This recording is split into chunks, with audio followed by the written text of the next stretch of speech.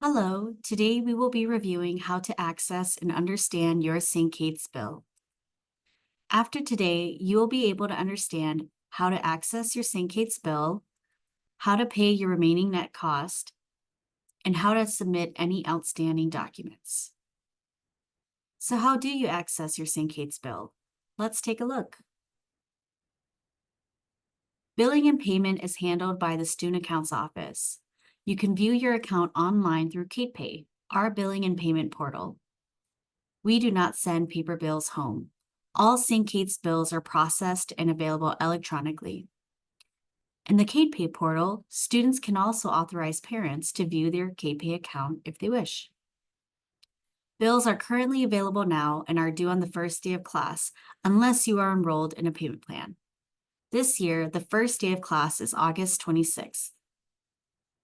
Lastly, St. Catherine University requires and provides health insurance for all in-person, full-time, undergraduate, degree-seeking students.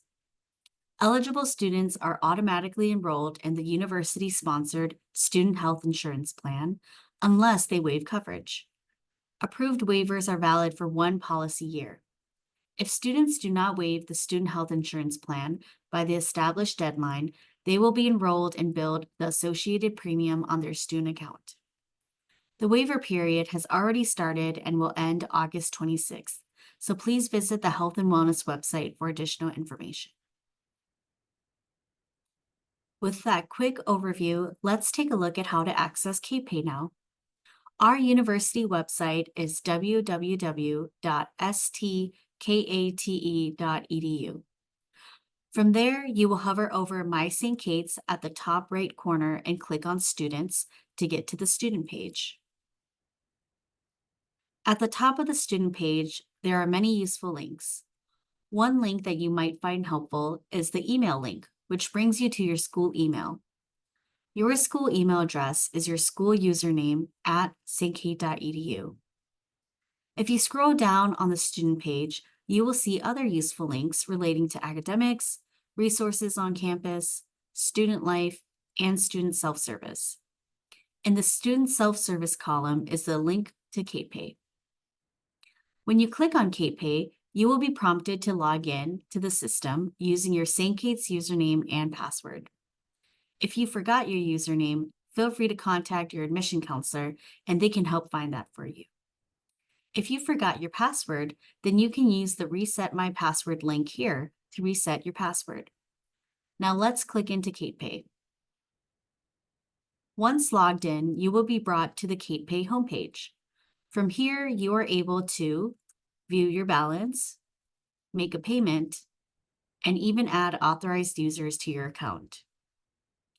Static billing statements will be processed monthly. However, students can run an on-demand statement at any time from KatePay. Now that you are able to access your bill through KatePay, let's review how to pay your remaining net cost. Online payments are made through KatePay. However, the system is down for maintenance from 1:15 a.m. through 2:45 a.m. Central Standard Time daily. In-person payments can only be made via cash or check at the Student Accounts Office, which is open Monday through Friday from 9 a.m. to 4 p.m. Student ID cards are required for in-person transactions. A secure drop box is installed in the hallway outside the Student Accounts Office as well. Please be sure to include your student ID number on all communication and payments. Mailed payments, such as personal checks, money orders, or cashier's checks, can be made to St. Catherine University. Please include student name and St. Kate's student ID number on the payment. If you are interested in applying for federal student loans, either subsidized or unsubsidized loans, there are a number of steps that you have to take. Federal student loans are loans funded by the government for the purpose of helping students pay for college. There are two types of federal student loans, subsidized and unsubsidized. These loans are low-interest loans that students enrolled at least half-time may borrow. Subsidized loans are available only to students who demonstrate financial need. The government pays the interest while the student is in school and during the grace period. Unsubsidized loans accrue interest during the in-school and grace periods. Both of these loans, if borrowed, do not have to be paid back until you graduate or officially leave school, such as withdrawing or dropping out. Students have a 6-month grace period after they graduate or officially leave school before the first payment on the loan needs to be made. Federal student loans do not need to be paid in full after the 6-month grace period as well. There are repayment terms and plans to help students make affordable monthly payments until loans are paid off. Federal student loans are an investment in your future. You should not be afraid to take out federal student loans, but you should be smart about it. Remember, you can borrow less than what St. Kate's offers and can request more loan funds later if you need to. You should only borrow what you need. There are specific steps in taking out your first student loans. You can use your loan checklist as a guide, which was included in your financial aid folder that was mailed to you. The first step in accepting your federal student loan is to complete your loan authorization, found on the My Financial Aid portal, which tells St. Kate's how much of the loan you plan to borrow. The second step to accepting your federal student loan is to sign a master promissory note. A master promissory note, or MPN for short, is a legal document in which you promise to pay your loans and any accrued interest and fees to the U.S. Department of Education. You only need to sign an MPN once as an undergraduate student. The last step in accepting your federal student loan is to complete loan entrance counseling. Entrance counseling ensures you understand the terms and conditions of your loan and your rights and responsibilities. You'll learn what a loan is, how interest works, your options for repayment, and how to avoid delinquency and default. When you're finished, you will select St. Catherine University as a recipient so that we can receive a record of your completion so you can receive your loan money. Now let's take a look at some screenshots so you know where to complete these loan requirements. First, to complete your St. Kate's loan authorization, you will need to go back to the St. Kate's student page to find the student self-service links. From there, you will select My Financial Aid. From there, you will select the Offer tab at the top of the page. Make sure you have the correct aid year selected as well. From there, you will navigate to the Loans section to indicate how much of the offered loans you'd like to accept. You can also decline your loans here as well. Make sure to hit Submit to complete your loan authorization. If this is your first time borrowing loans, you will also need to sign your MPN and complete loan entrance counseling. You will need to go to studentaid.gov. Hover over Loans and Grants. From there, you can select MPN. You will be prompted to log in using your FSA ID, username, and password. Make sure you complete the MPN for undergraduates. The last step is to complete loan entrance counseling, which is the link right below the MPN link. Parents of students may also be interested in borrowing federal Parent Plus loans. These loans provide low-interest loans to parents of dependent undergraduate students enrolled at least half-time. Parents can apply online at studentaid.gov. Credit checks are required, but there are options for students if their parent is credit denied. Please reach out to your admission counselor if that is the case.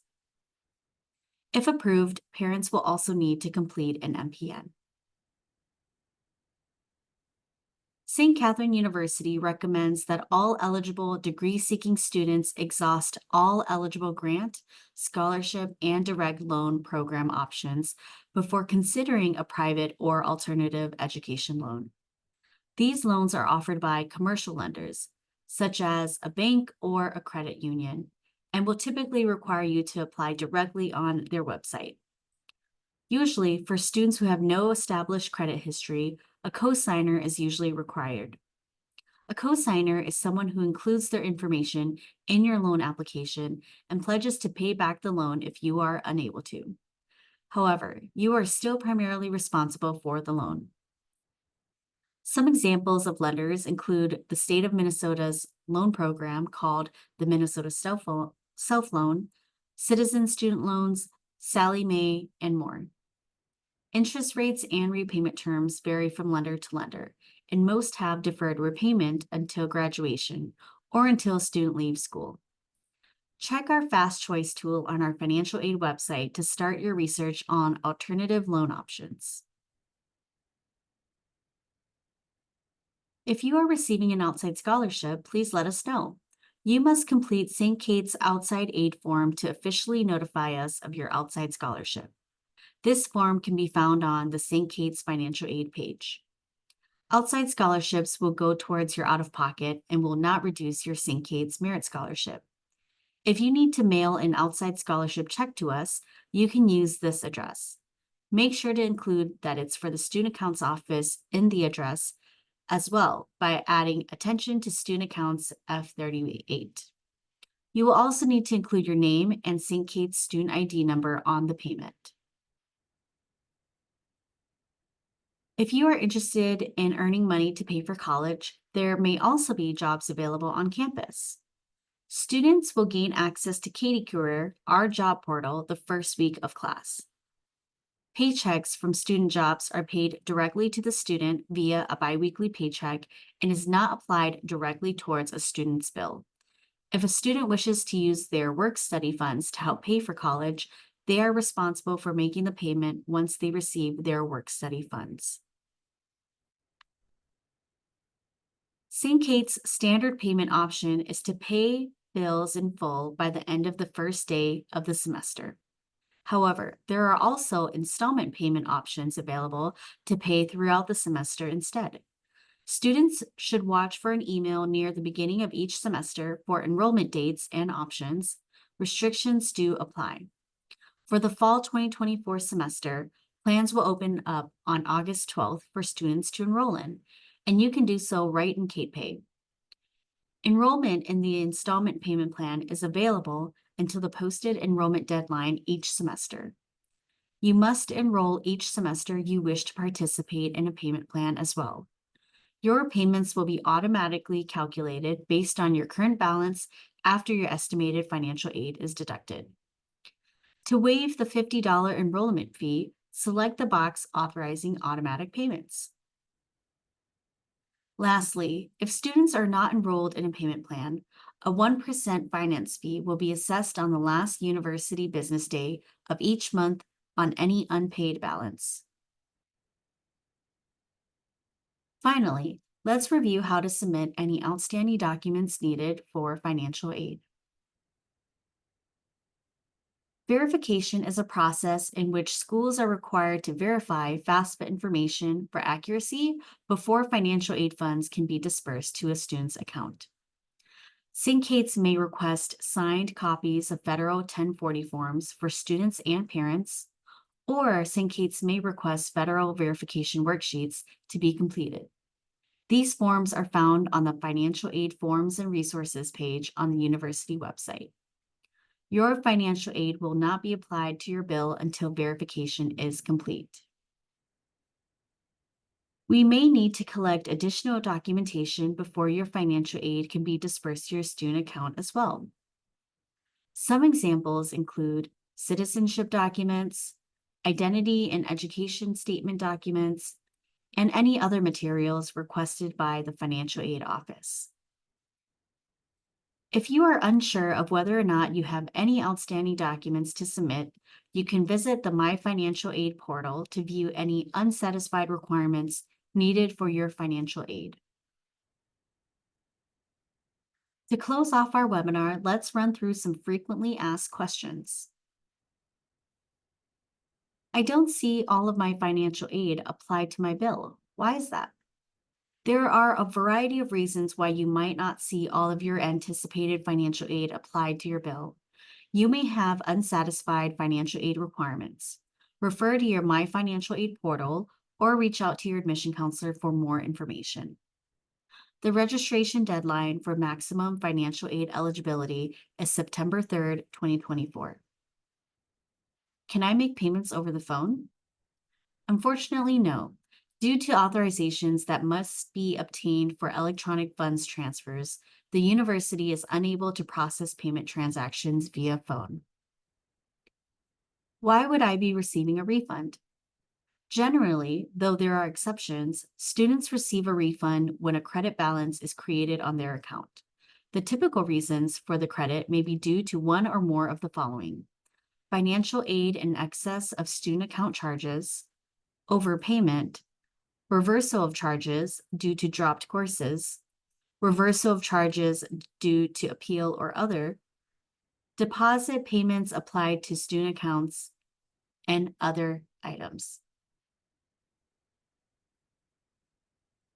I have a credit balance. When will I receive my refund?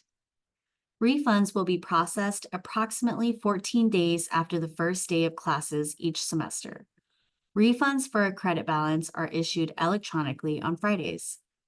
Any refund balance that results from using American Express, Visa, MasterCard, or Discover will be credited back directly to the card.